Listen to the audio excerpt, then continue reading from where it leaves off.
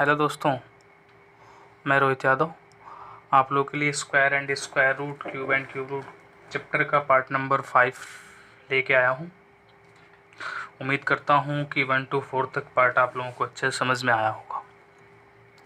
ठीक है दोस्तों, पिछले जो भी पार्ट्स थे वो बेसिक क्वेश्चंस इंक्लूडेड थे, एक्सरसाइज थे।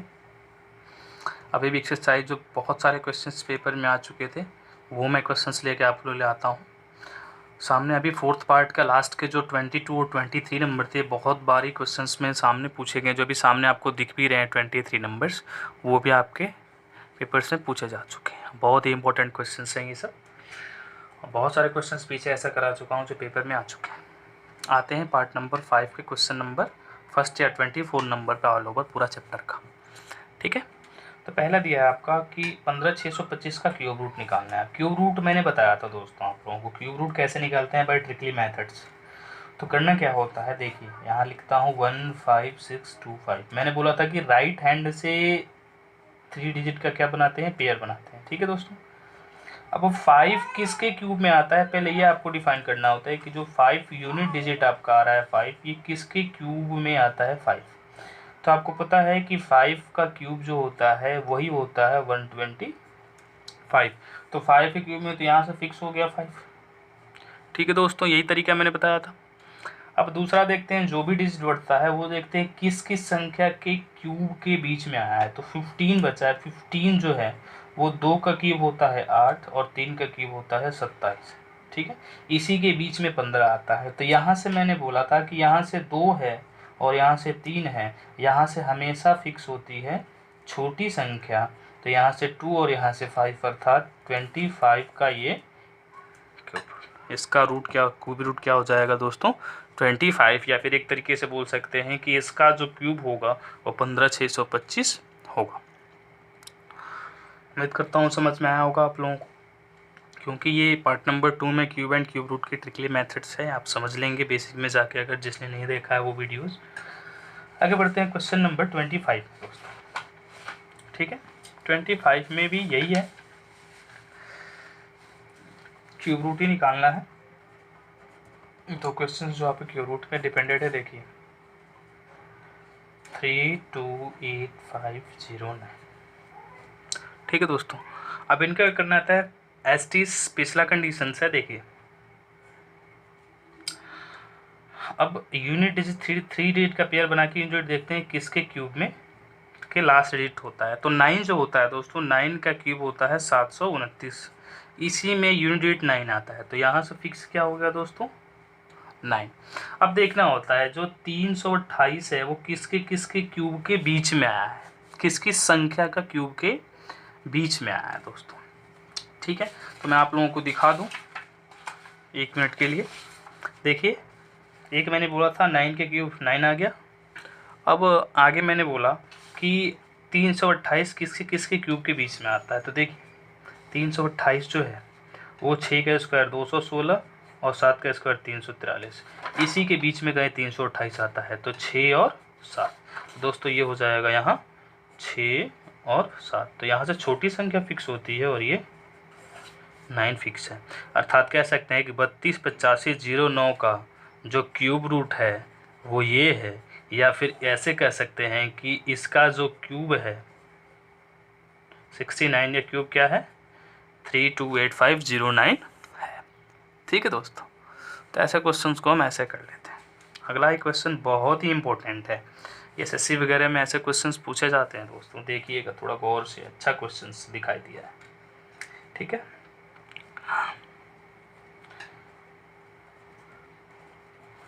क्वेश्चन बोला है कि 1901 के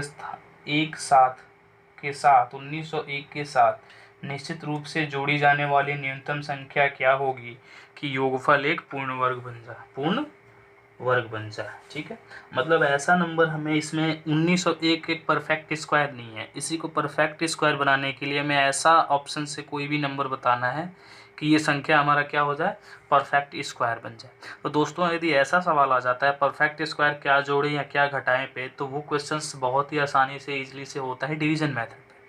और डिवीजन मेथड शायद मैं आपको बताया था जिसमें 0.9 का स्क्वायर रूट निकालना था, वो उस क्वेश्चन से मैं आपको डिवीजन मेथड बताया था। एक बार मैं फिर बताता हूँ। देखिए क्वेश्चन था 1901। अब डिवीजन मेथड में क्या करना होता है, राइट हैंड से 2 टू डिजिट का पेयर बनाना होता है। ठीक है दोस्तों, तो 2 टू डिजिट का पेयर बना लिया मैंने। अब क्या करना होता है कि यहाँ पे ऐसी कोई संख्या लिखनी होती है कि उसका स्क्वायर या तो ये डिजिट का नंबर हो या फिर इससे छोटा हो, बड़ा ना हो। तो 19 है तो 4। ठीक है दोस्तों, 4 का स्क्वायर 16 और 5 का 25। तो 25 क्या हो जाएगा, 19 से बड़ा हो जाएगा और 16 19 से छोटा है। तो देखेंगे 4 4 जा क्या हो जाएगा 16, क्या बचा 3। अब यहाँ 4 लिख लेंगे, 4 का 4 में मल्टीप्लाई करके यहाँ लिखते हैं दोस्तों, लेकिन इनको 4 और 4 8 जोड़ के यहाँ लिख लेते हैं। ठीक है, अब आई बात किसकी, दोनों साथ में ही उतरते हैं नीचे, पेयर में है तो पेयर में नीचे उतरते हैं, तो 0 1 उतर गया। अब देखिए यहाँ पे ऐसा संख्या यहाँ पे लाना होता है कि इस संख्या का टोटल नंबर में मल्टीप्लाई करने के बाद इससे ये आए या फिर इससे बड़ा है। तो एक्चुअली करना क्या होता है, यही याद रखना है कि यदि जोड़ने का कंडीशन दे तो हम यहाँ ऐसी संख्या रखते हैं, मल्टीप्लाई करते हैं कि इससे ज़्यादा ही आए और उससे नंबर घटा लें, और घटाने की कंडीशन में आती तो एक कम कर लेते। ठीक है दोस्तों, तो देखते हैं 8 चौक के 32 हम 4 से कर सकते हैं। देखिए 4 चौक 16 और 4 बटे 32 है और 1 33। दोस्तों नीचे वाला बड़ा आ गया, तो अर्थात हमें क्या करना होगा, 336 में से 301 घटा लेंगे अर्थात 35।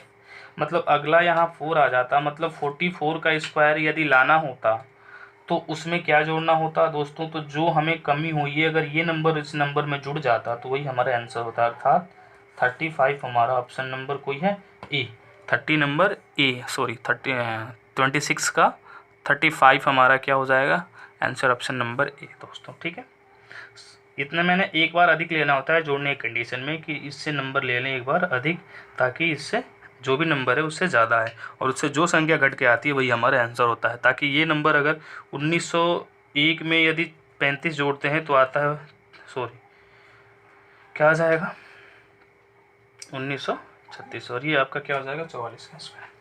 आगे बढ़ते हैं, 26 के बाद अब बारी आती है 27 की। ऐसा ही कुछ क्वेश्चन ये भी कि 666 को पूर्ण वर्ग बनाने के लिए उसमें छोटी से छोटी संख्या कौन से जोड़ी जाए। ऐसे इस क्वेश्चन से देखिए दोस्तों, 666 डिवीजन मेथड से 2 पार्ट्स किया, फिर ये हमारा 1 पार्ट्स।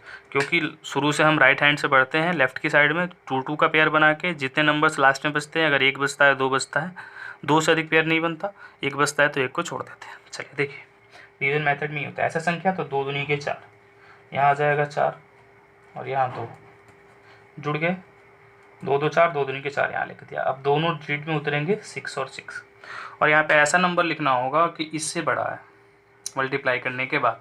देखिए दोस्तों 4 6 के 24, 6 6 के 36 और 6 चौ के 24 और 3 27, 276। अर्थात कितना आया दोस्तों, तो 276 में से 266 घटा लेंगे तो 10 यदि होता, मतलब 267 होता तो किसी का परफेक्ट स्क्वायर हो जाता। किसका होता, ठीक है दोस्तों, क्या बोल रहा है कि 666 में पूर्ण वर्ग बनाने के लिए उसमें से छोटी संख्या कौन सी जोड़ी जानी चाहिए। तो परफेक्ट स्क्वायर बनाने के लिए क्या हो जाएगा दोस्तों 10, जो भी यहाँ अंतर आया है वो 10 हो जाएगा। ठीक है, आगे बढ़ते हैं। अगला क्वेश्चन बोल रहा है कि ऐसे क्वेश्चन शायद मैंने कराए थे, कुछ नहीं करना आपको। इसमें क्या करना है, पीछे से चलते हैं। 49 का स्क्वायर रूट कुछ नहीं है तो स्क्वायर रूट है यहाँ, तो इसका निकलेगा 7। अब जब 722 में 7 जुटेगा और यहाँ क्यूब रूट है तो हो जाएगा 729। 729 किसका क्यूब रूट होता है दोस्तों, तो 9 का, और 9 किस में जुटेगा 16 में। अब 16 की बारी, 16 9 25, 25 से क्या निकल जाएगा दोस्तों 5, 5 किस में जुटेगा 59 और प्लस 5, लेकिन यहाँ क्यूब रूट है दोस्तों। ठीक है, दोनों को जोड़ेंगे तो 64, 64 का क्यूब रूट क्या होता है 4, और 4 किस में जोड़ेंगे 21 में, 21 और 4 दोस्तों यहाँ स्क्वायर रूट है तो यहाँ हो जाएगा 25 रूट में, और इसका आंसर क्या आ जाएगा 5। एक बार और देख लेंगे दोस्तों जिसको नहीं समझ में होगा। 49 था, 49 यहाँ कुछ नहीं है तो रूट है, रूट निकालेंगे तो यहाँ 7 आ जाएगा, और 7 रूट में है तो यहाँ 7 722 में इंक्लूड होगा तो 700 क्या हो जाएगा 29। 729 का क्यूब रूट दिया, यहाँ 3 दिया है तो क्यूब रूट क्या हो जाएगा 9, और ये निकलेगा बाहर यदि 9 तो 16 में जुटेगा, तो यहाँ स्क्वायर रूट है तो 16 9 25 हो जाएगा, और 25 का रूट निकल जाएगा 5। यहाँ 59 क्या है दोस्तों क्यूब रूट है, 59 में 5 जोड़ेंगे 64, 64 का क्यूब रूट निकालेंगे क्या निकलेगा 4, और ये हमारा 21 में 4 जाके इंक्लूड होगा, 25 रूट में है यहाँ क्यूब रूट नहीं है, तो 25 पे क्या हो जाता है 5। आगे बढ़ते हैं क्वेश्चन नंबर 29 पे। ठीक है दोस्तों, ये क्वेश्चन बोल रहा है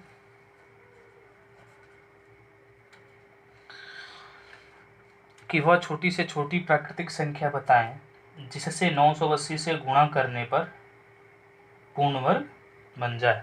तो वह छोटी से छोटी संख्या बतानी है कि 980 से गुणा करने पर पूर्ण वर्ग बन जाए। तो दोस्तों ऐसे क्वेश्चंस के लिए सबसे आसान मेथड है कि प्राइम फैक्टर कर लेते हैं और जिन संख्या का पेयर नहीं बनता उसी से गुणा कर देते हैं। जैसे देखिए सबसे ऐसा नंबर 1 का देख लीजिए, 14 7 98, 140 आ गया, फिर 7 से कटा दीजिए तो क्या हो जाएगा 2 10 2 5 5 1। दोस्तों तो फैक्टर किसका नहीं बन रहा, 7 7 2 2 और 5, ये तो बाहर निकल जाएंगे दोस्तों। देखिए इसका 7 और इसका 2 निकल जाएगा, लेकिन 5 का तो रूट में 5 अर्थात एक और 5 होता है यहाँ, तो हमारा ये परफेक्ट स्क्वायर बन जाता। तो किससे गुणा करना है 5 से, तो ये नंबर हमारा क्या हो जाएगा आंसर हो जाएगा, अर्थात 5 में इसमें गुणा कर देते तो परफेक्ट स्क्वायर बन जाता। मतलब कि 5 से गुणा करके देख लीजिए, 9 पंचे 45 और 8 पंचे 40, 4900 आ जाएगा यहाँ पे। तो 4900 किसका होता है दोस्तों, आप लोग जानते हैं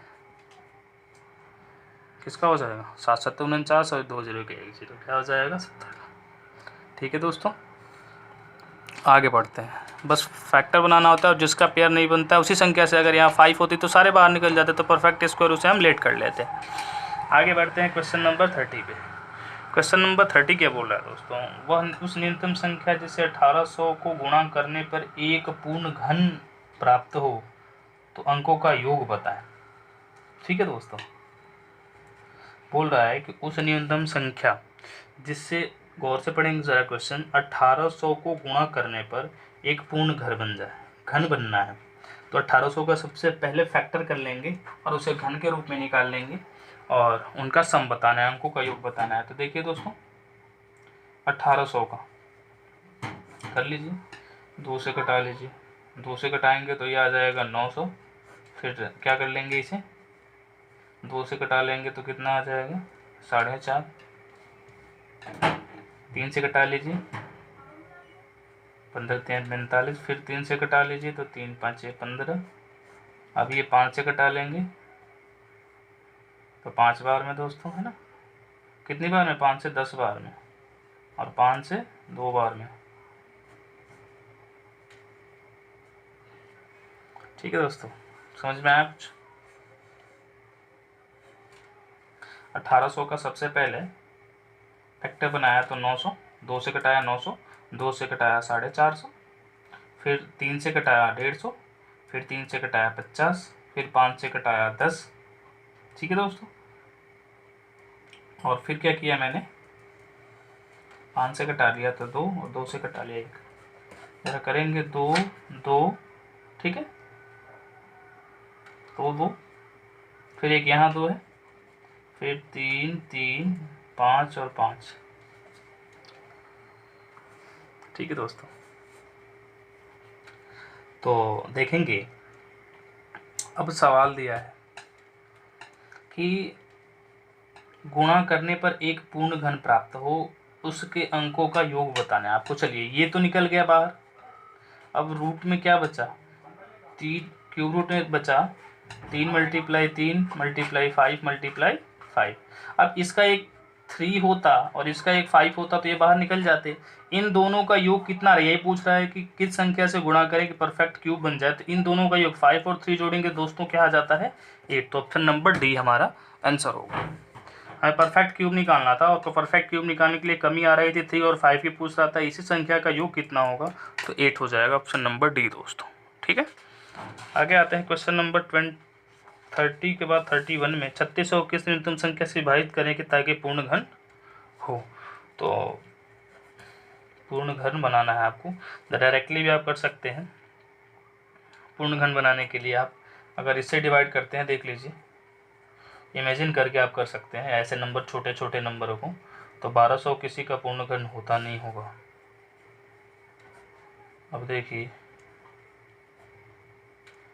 ये तो कटेगा नहीं, तो होगा नहीं।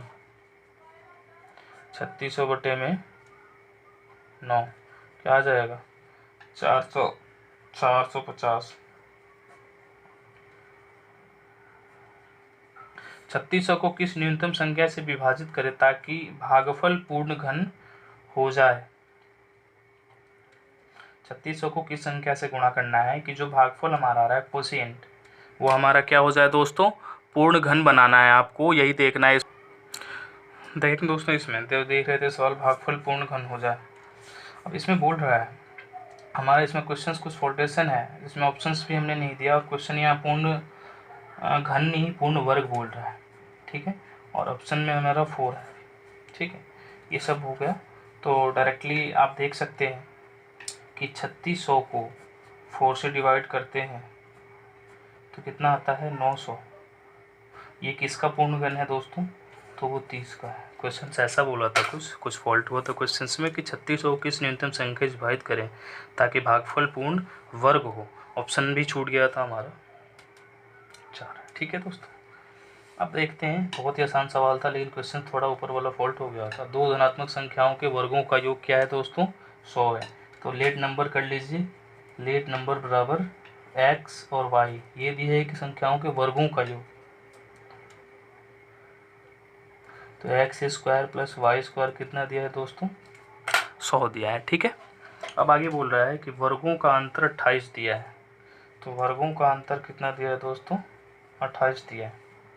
इन संख्याओं का योग बताएं। तो करना क्या होता है, माइनस कर लीजिए, तो प्लस कर लेंगे इसे, तो ये कट जाएगा, 2x स्क्वायर ये हो जाएगा 128, और x क्या हो गया दोस्तों, 64। तो x बराबर निकल गया, रूट इधर जाएगा तो 8,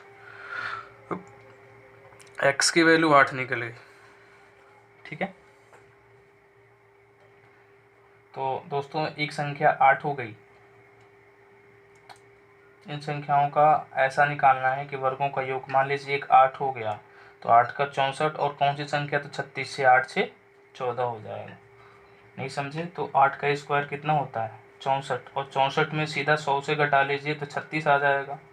अब 36 किसका स्क्वायर होता है, 6 का, तो संख्या एक 8 हो गई और एक 6, इन दोनों का योग बोल रहा था, तो 14 हमारा क्या हो जाएगा दोस्तों, आंसर हो जाएगा। क्वेश्चन नंबर 33 की साइड में बढ़ते हैं दोस्तों। तो 33 नंबर बोल रहा है कि दो संख्याओं का योग 29 है, दो संख्याओं का योग 29 है, उनके वर्गों का अंतर X square minus Y square का 145 दिया है, ठीक है दोस्तों। इनके वर्गों का जो अंदर दिया है 145 दिया है। तो बोल रहा है संख्याओं का अंतर क्या होगा दोस्तों, ठीक है। तो ऐसे क्वेश्चंस को करने के लिए आपको क्या करना है, देखते हैं कि ऐसे क्वेश्चंस को करने के लिए हमें क्या करना है, आगे देखते हैं इसमें।